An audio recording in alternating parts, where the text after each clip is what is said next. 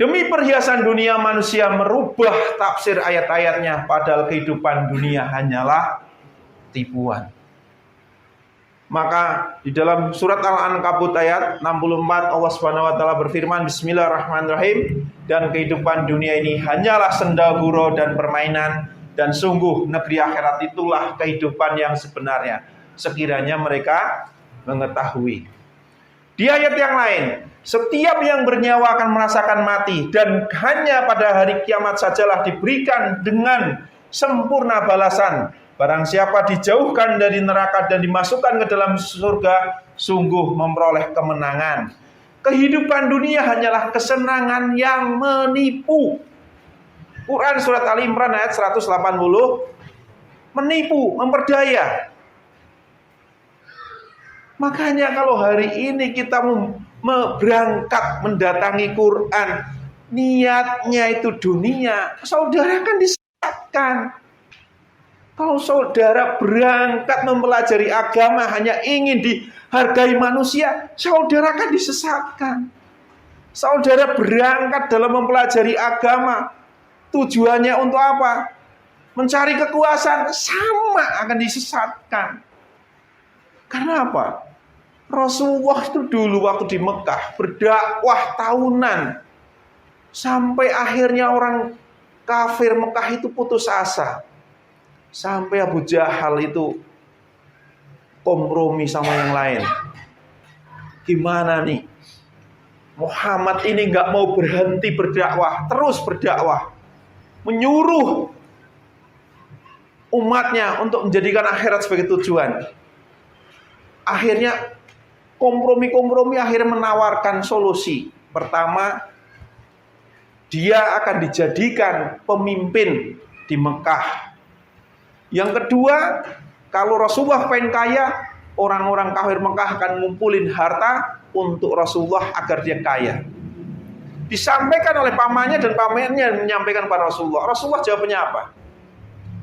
Andai matahari kau letakkan di tangan kananku dan rembulan di tangan kiriku, untuk saya meninggalkan dakwah suci ini, niscaya tidak akan saya tinggalkan. Kalau seandainya Rasulullah itu berdakwah orientasinya memimpin, orientasinya jadi pemimpin, harusnya Rasulullah sudah menerima tawaran itu. Apa artinya memimpin umat jika umatnya lebih tuhankan hawa nafsunya? Pilih dunia, maka engkau tidak akan mentauhidkan Allah, dan engkau telah menyimpang dari jalan yang lurus. Maka bicara tentang tauhid itu mentaati Allah. Bismillahirrahmanirrahim. Sedangkan kamu orang-orang kafir memilih kehidupan dunia, padahal kehidupan akhirat itu lebih baik dan lebih kekal. Quran surat Al-A'la ayat 16 dan 17. Di ayat yang lain, dan sungguh orang-orang yang tidak beriman kepada akhirat benar-benar telah menyimpang jauh dari jalan yang lurus.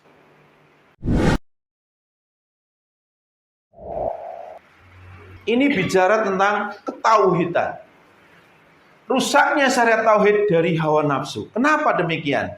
Maka kita akan bahas tentang tauhid ini.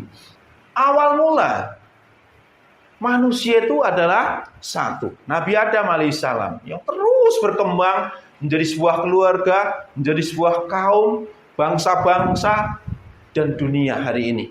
Sekarang gini, ketika terjadi perselisihan, perpecahan, ketika terjadi kerusakan di dalam setiap diri atau kaum ataupun bangsa, di sana menjadi sunatullah Allah mengutus para nabi dan rasul.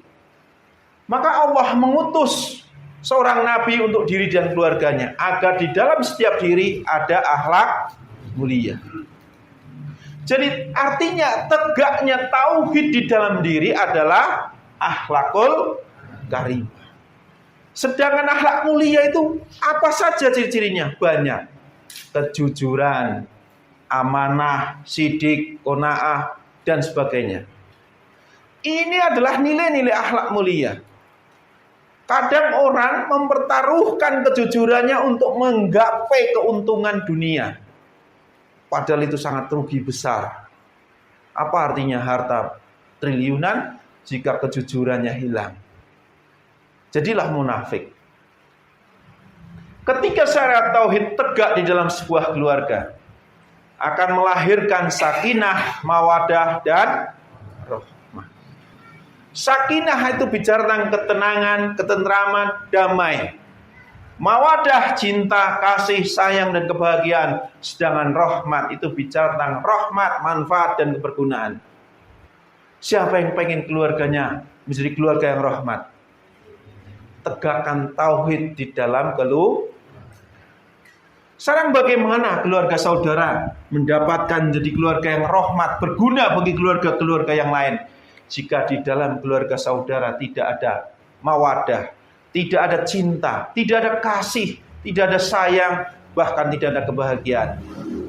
Jangankan untuk keluarga-keluarga yang lain, untuk keluarga saudara sendiri saja tidak bermanfaat. Bagaimana saudara memiliki keluarga yang mawadah, penuh cinta kasih sayang, jika di dalam keluarga saudara tidak ada sakinah, tidak ada ketenangan, tiap hari berantem berselisih, tidak ada ketentraman, tidak ada kedamaian.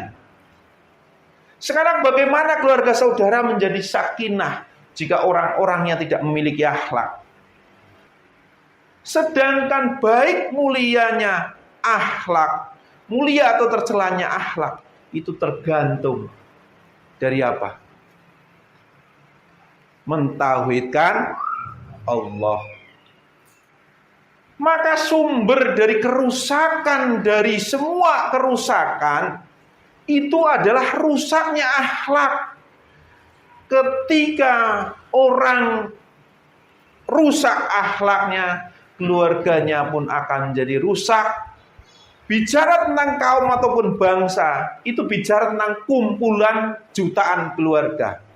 Kalau kepengen melihat sebuah bangsa atau sebuah kaum menjadi baldatun thayyibah wa rabbun ghafur, lihat dari kebanyakan keluarga. Ketika keluarga-keluarganya kebanyakan rusak, maka sudah dipastikan rusak pula sebuah bangsa. Maka untuk membangun Indonesia itu bagaimana? Perbaiki akhlak di dalam setiap individu. Rusaknya diri, keluarga, kaum, dan dunia ketika hati manusia terjangkiti keserakahan, sedangkan keserakahan lahir dari cinta, maka wajar kalau Al-Quran bicara tentang dunia ini terlaknat segala macam. Bahkan Rasulullah pun mengatakan dunia ini seperti bangkai, seperti kotoran. Tapi kalau saudara sudah mandang indah dunia, ya beda lagi. Rasulullah SAW bersabda, sesungguhnya dalam rongga hati seorang anak Adam terdapat kecenderungan untuk mengumpulkan harta kekayaan.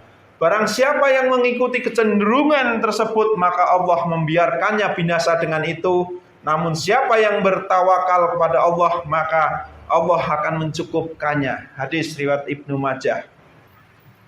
Surat Rum ayat 41, Allah Subhanahu wa taala berfirman yang artinya, telah nampak kerusakan di darat, di laut, dan disebabkan perbuatan tangan manusia. Allah menghendaki agar mereka merasakan sebagian dari akibat perbuatan mereka, agar mereka kembali ke jalan yang bahkan kerusakan yang lebih besar lagi ke sana. Itu ditentukan dari awal mula adalah kerusakan individu-individunya. Jadi negara Indonesia itu negara karunia Allah. Kita nggak bisa menyalahkan negara. Negara itu bukan makhluk. Jadi yang kita salahkan tuh orang-orangnya. Kalau orang-orangnya tidak beradab, orang-orangnya tidak berakhlak, ya akan hancur. Allah menciptakan manusia berbangsa-bangsa, bernegara-negara. Maka syariat Islam itu harus ditegakkan di dalam setiap individu. Kalau seandainya umat Islam se-Indonesia benar-benar menegakkan ajaran tauhid di dalam setiap individu, insya Allah nggak harus merubah Indonesia menjadi Islam. Nggak harus. Dengan sendirinya Islam akan damai, sejahtera, sentosa. Itulah tauhid.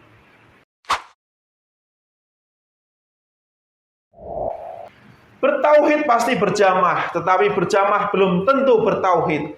Manusia mentaati Allah, Allah akan menyatukan umat manusia. Tetapi sekuat apapun manusia ingin bersatu, jika mengingkari Allah, mengingkari ayat-ayatnya, maka Allah akan memecah belahnya. Itu sudah menjadi rumus. Kita udah bahas tadi. Maka kita umat Islam, apa mau mati dalam keadaan perpecahan seperti ini? Ayo kita taati Allah. Tegakkan syariat tauhid di dalam setiap individu. Tegakkan kemuliaan akhlak. Rasulullah menyampaikan bahwasanya barang siapa yang mati dalam keadaan memisahkan diri dari al-jamaah, maka ia telah melepaskan tali Islam dari lehernya. Hadis riwayat Bukhari dan Muslim. Jamaah itu bicara tentang apa? Persatuan. Maka bertauhid itu pasti berjamaah. Kalau kita mentaati Allah, pasti akan disatukan oleh Allah. Dan orang-orang yang bersatu pasti orang-orang yang taat pada Allah, orang-orang yang berakhlak. Tapi kalau kita lebih mengedepankan ayo bersatu, tapi tidak mentauhidkan Allah, isinya orang-orang yang menyembah hawa nafsu, isinya orang-orang yang condong pada perhiasan dunia. Ya akhirnya 1000 orang di situ pun 1000 keinginan yang berbeda. Akhirnya perpecahan, perselisihan terjadi lagi, bahkan akan terjadi peperangan. Bisa jadi. Insya Allah menyambut kejayaan Islam akhir zaman. Insya Allah kita mungkin sudah dekat waktunya. Dalam Quran surat Al-Isra ayat 81 Allah Subhanahu wa taala berfirman, Bismillahirrahmanirrahim, dan katakanlah, kebenaran telah datang dan yang batil telah lenyap. Sungguh yang batil itu pasti lenyap. Maka kembali lagi pada saudara. Ketika saudara meyakini ini benar, ikuti. Kalau saudara meyakini ini salah, sampaikan di mana letak kesalahannya.